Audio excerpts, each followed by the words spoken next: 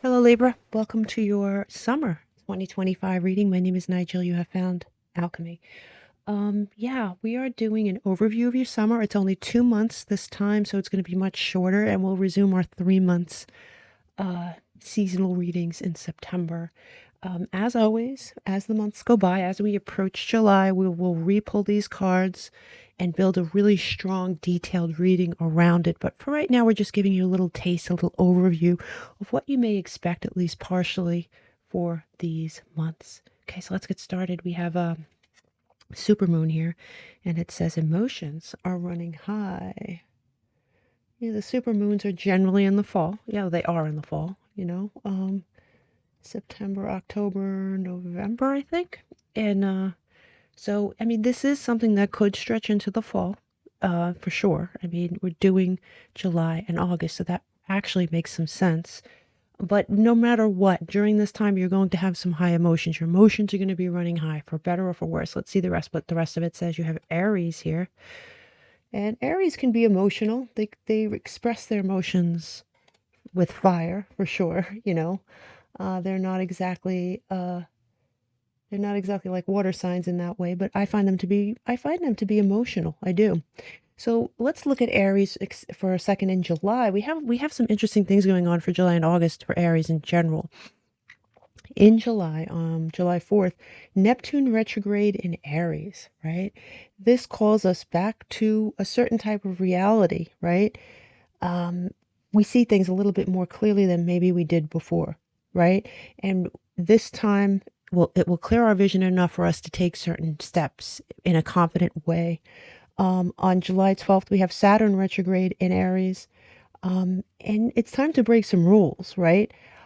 Don't get too far in don't get too far into this energy to where you may not be thinking straight. I don't think you will, Libra, but the bottom line is that it does tempt you. But don't be afraid in general to break some rules. You're going to be presented with some stuff and you're going to be wondering, should I or shouldn't I? It's the time to gamble, right? On July 30th, we have Chiron retrograde in Aries. I mean, look at all the stuff that is happening in retrograde. Chiron is the wounded healer, right? And Chiron moves backwards for the next several months into Aries, a time of healing old wounds that may pop up, right? Truly growing past them. Now in August, we have a Ceres, the asteroid, that's going retrograde in Aries. I mean, my God. Yeah. And for Aries to come up in your reading, it is happening for all of us, but for Aries to come up in your reading specifically, I think that these things are going to be very poignant. It's going to bring forth a lot of emotion. I don't know what this is for yet, but somehow I'm just glancing at your cards.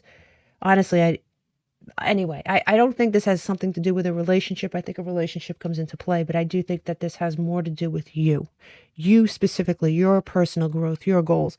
But anyway, in August, Ceres, the asteroid, goes retrograde in Aries, and that transition can be a time of intense focus rather than passive acceptance, right? This is an intense 3-month inward journey. Now I can understand why the supermoons are present, right? The supermoon card stretching into fall. This stuff can definitely stretch into fall. Okay, so let's just keep that under our hat. You do have I am innovative. Number 1, it says you are a self-starter with a very innovative way of creating opportunity. Your determination and endurance are powerful and will help you get through rough times and reach success. This goes with the reading so far. There's going to be something you're presented with, maybe more than one thing, as a growth opportunity, starting from one. So that means something's ending in order for something else to start. You do have here insight opens the third eye to strengthen intuition, right? Definitely. I do believe that's true too. Something is absolutely opening for you as well as I think something's closing for you. Now, when I say that, I do think it's you closing the door to something. What that is, we don't know yet. You do have the card of Temperance. And as we know, this is the card of Sagittarius. And it says, if you don't know where you are going, any road can take you there. right? You may not know exactly what's going on at all times, okay? But moving forward is a necessity regardless. Remember when I said there was a specific day where it's time to break the rules, it's time to move forward? It says middle path, patience, finding meaning. Card of Sagittarius, Jupiter, definitely. Like that energy. I like that energy for you for sure. Now, these are your 2 months. Like I said, we're going to re-pull these and we're going to see exactly what more is going to happen, or we're going to expand upon the thoughts that are already here on the table here, Libra. Now, let's look. You have for July. Wow. You know, in glancing at your cards, the main cards here, these are extremely rare cards. You would be hard pressed to find these in most readings, 95 probably percent of the readings. So you have an extremely interesting time ahead of you. It's a time of growth, and it's rare. And it's going to be sort of like a rare window opening up, and I do think you should take advantage of it. All the cardinal signs this year, especially as we near the end of the year, are going to be on fire with opportunities. Don't let this time pass you by here. But here you have, look at this card. This card is the Four of Vessels. Now it's soaked in a lot of symbolism, and it shows us an angel, right? That is offering comfort to a dark skeletal man emerging from like a swamp, right? If you look closely to the side over here, I don't know if you can see it. I know the card's a little dark, but if you look closely to like the right side, there is a drowning scene that's visible. And symbolically here, symbolically speaking, old scars, that's that Chiron energy we talked about, right? Old scars and traumas that we are forced to face, and they are presented together with a gift. So what did we say? You're closing an old door and you're opening a new one. Yeah, definitely. You're being presented with a treasure as well as a look at some old scars and trauma. Whatever that means to you, it's going to be different for each of you. The skeleton rising here represents a renewal, right? And is sort of, it's one of the more intense vessel cards. The vessels, this is an enormous deck, and they give you an extra suit, and it's called Vessels, and it's the ether. It's the ether. It represents all the elements, but more than that, this out of the vessels are a very intense suit. This is one of the most intense cards. When I say that, it's just transformative, right? It represents renewal. It's sort of a confrontation with our own shadow. And you can see that the shadow here is reduced to bones, right? Rawness, bones, which is the purest, deepest form of shadow. The angel is salvation and awakening. That's what she symbolizes. She wears a crown that appears as a star, right? And the star is a symbol of guidance. The four wings she has represent dynamic development. It could represent freedom. It could represent protection. And it gives us an essential form of also direction. You're going to be directed after you accomplish what it is you need to accomplish. It's a metamorphosis. It's dramatic, and it's necessary for you to build and move past whatever time you're in now, right? Simply put, it's a new chapter. It's renewal. It's an emotional purge. So your job here is to be optimistic and open to the gift that this angel or the universe, or however you want to look at it, is offering you, Libra. Okay. Just as a reminder, the larger cards, I only take them in the upright. However, I do take note of when they come in reverse. Now, this particular card came in reverse. So this means you may resist it. You may resist this at first. It's normal to feel the resistance, experience it, move past it, and just continue down that path. Okay. So you have here the King of Pentacles. King of Pentacles is Sun in Taurus energy, as we know. And he's focused on stability, growth, grounded approach to life, discipline, prosperity. This is someone committed to long-term wealth, long-term goals, the future, not just, you know, not just making money this month or making money this year, but where am I going to be 10 years from now, 5 years from now? Where am I going to be in my old age? That's what he's concerned about. Now, you have the Tower, and that's more Aries energy, honestly. It's Mars Aries energy. Some people consider it Pluto, Scorpio. I have to tell you, yes, some books will say that, but to me, it's usually Mars Aries, right? And especially for this reading, being that Aries is such a strong, prominent sign for you, a shakeup, right? And this came in reverse originally. So this is a shakeup that you may initially resist. You may initially resist it. This is change that is dramatic, my friend. Dramatic change. It's unstabilizing change. Necessary change. What did we say? It's necessary, right? You also have the Queen of Pentacles here, and the Queen of Pentacles is Saturn in Capricorn. But I have to tell you, for two of these, for the King and the Queen to come out, especially in the same month, it is a counterpart type situation. Okay, this could be an old counterpart that comes back, or it could be someone you're currently involved with. But this is a counterpart nonetheless. And for her, she originally came in reverse. So this may be someone who, now, also, I want you not to get hung up on the sexes. If you're a female, you could, or if you identify as female, you could easily be the King of Pentacles, right? You think about the energy that I spoke on rather than the sexes on the cards, especially in a general reading. So here you have the Queen, and the Queen is someone, especially when she comes in reverse. In the past, she may have been, you may have looked at her, or she may have had bad habits, right? This could very well be you, all right?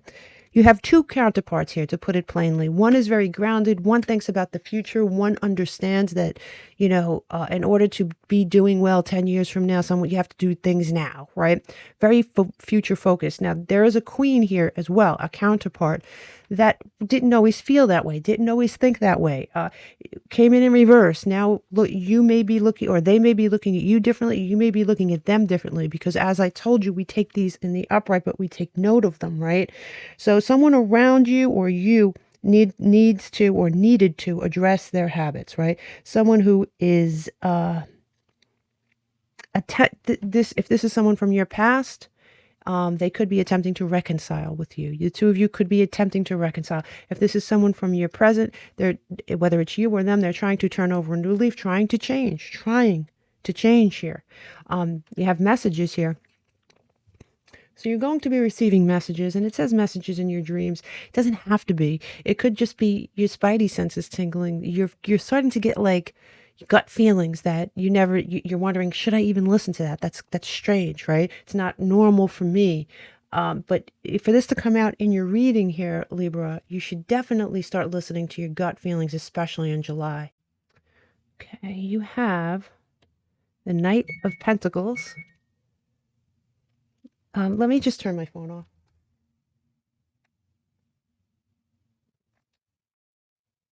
Sorry about that.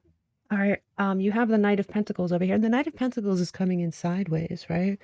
Mercury in Virgo energy. My sideways cards always mean decisions. Now the Knight of Pentacles is a slow-moving knight, but that he has stamina, he has dedication, he's unrelenting. He may be moving slowly, but he's moving, and he's going to get where he's going to go no matter what, right? Being cautious, but being slow and methodical and saying, I am going to achieve this, right? It is an energy that you are trying to decide about. Should I speed up? Should I slow down? Should I approach this like a Pentacles court card? Or should I turn it upside down and just rip forward? And what's fascinating is you do have the Lovers here in reverse, right? The Lovers is Gemini energy, yes, but it could be two parts of yourself that are at odds with one another. It could be you and this counterpart that are at odds because you want to approach this differently. Because I have to tell you, you have the Knight of Pentacles here, or all that energy I just described, along with the total opposite, the Knight of Swords. And the Knight of Swords, especially in the upright here, right? Uranus and Gemini energy rushing forward without thought, bold decisions. The hell with it. I don't want to set impatient, saying, I'm just going. I don't care. I'm not going to put any thought into it. I'm just going. This night is like, we have to put thought into it. We have to think about this. We have to consciously and cautiously make decisions. Two very different energies at odds with one another. Okay. Now, for many of you, this is a counterpart. For many of you, these are two, especially with this card, two sides of yourself doing this. What do I do? Half of me wants to do this. Half of me wants to do that. Interesting energy here for July. Now we look at August here. Let's see. Remember when I said this is an interesting card? It's very rare. This one is as well. Very interesting. Fascinating. Now this is a card called Art. But it is an alternate version in this deck of Temperance. Okay, so in some ways, Temperance has come out twice. So Temperance is all the things I said. It's the healing. It's, the middle path. I would say, the Knight of Pentacles energy. This is it's a higher octave of that card, right? This is called Art in this deck, right? And this is truly in the upright. And it is Sagittarius, Jupiter, fire, right? It is definitely a higher octave of the Temperance card. And let's see if I could... There is a circular emblem here above her head, right? And it's a Latin phrase that is often abbreviated into vitriol, right? It translates into visit the interior of the earth, and by purifying, you will find the hidden stone. This motto is like a metaphorical path to self-discovery. Very rare card to pull. It is the pursuit of truth. Getting to the nitty-gritty. You will find the hidden stone. What is the hidden stone? It's the legendary, and this is very metaphorical, right? It's the legendary substance in alchemy believed to grant them immortality, right? It's the ability to transmute base metals into gold. Metaphorically, it represents the discovery of one's true self, the potential for transformation. There is a big energy going on in your life, and it's coupled with this. And we talked about the shadow self here in this deck, in July. Very fascinating card. This person has all the tools to create their own reality, but it's in a much bigger way than the magician. Much bigger way, much more interesting way, much more life-changing way, right? Yeah. The philosophy stone, the hidden stone, the metaphorical search for truth, the transmutation of your reality. You have here the Death card coming truly in the upright, and man, doesn't that fit with most of the things we just said. It's the card of Scorpio. Yeah, card of Pluto. Huge transformation. You have the Death card. You have the higher octave, the Art card, and you have the freaking Tower. All right? Unbelievable. You have the Nine of Wands, and this card came in reverse initially. And as you can see, it's like, I'm still standing. Wounded warrior and all, man. That was a really tough ride, but I'm still here. And Moon in Sagittarius, something that may at first you wanted to give up on, or you were like, this is just too hard. I don't know if I can do this. You decide to persevere, and you get into this energy. I really love the Queen of Swords. She is the softer side of the sword royal court, right? Saturn in Libra energy. The Queen is independent, clear thinking, the watery side of air, broad thinking. She's fair, but she's no one's fool. She still holds a sword. All right. So I like that about her. I like that she can be soft, but off with your head if you're going to get in her way, or if you're going to present her with some bullshit. She's not into bullshit at all. Okay. Here you have that sword of truth that she's holding being presented to you. You have the Ace of Swords, pure air energy. Yeah. Pure air energy, clarity, truth. And here In their truly upright position, you have the two pages. You have the page of Wands and the Page of Swords. Pages are messengers, exciting news that is coming on the way, right? It's on their way to you. The Page of Wands is Mercury and Sagittarius. Exciting. You're excited over something brand new that is headed towards you, that you learn about, that you apparently make room for because of all the work you have done, all right? And you have here, you have the Page of Swords, and the Page of Swords is Mercury and Gemini energy. And it begins with a great message you receive. You receive this message in digital form, some kind of digital form, a phone call, a text, an email, and it's a very exciting thing. It's something you have a lot of passion for, a lot of excitement for. Yeah, for sure. This is a really good reading. It is a very rare reading here, Libra. So don't let this energy just go. Don't be in the same position in September that you were in, at the end of June. Don't let it happen, because you have all these doors that can open, but it's really internal work that Spirit is asking you to do. Now, when we add all the numbers in your summer up and we break them down, we get the number 5, which is Mercury. It's Gemini, Virgo energy, yes, but more importantly, it is communication. There is going to be a communication that comes in that is going to be vital to what happens next. And what happens next in September should be very good. It should be very good. I honestly can't wait to do your extended readings for July and August. Remember, my extended readings are always free, so I'm not trying to sell you anything. But we will expand upon this to really get to the nitty-gritty to see what happens. And okay, so I wish you all the best, and I will see you over the summer.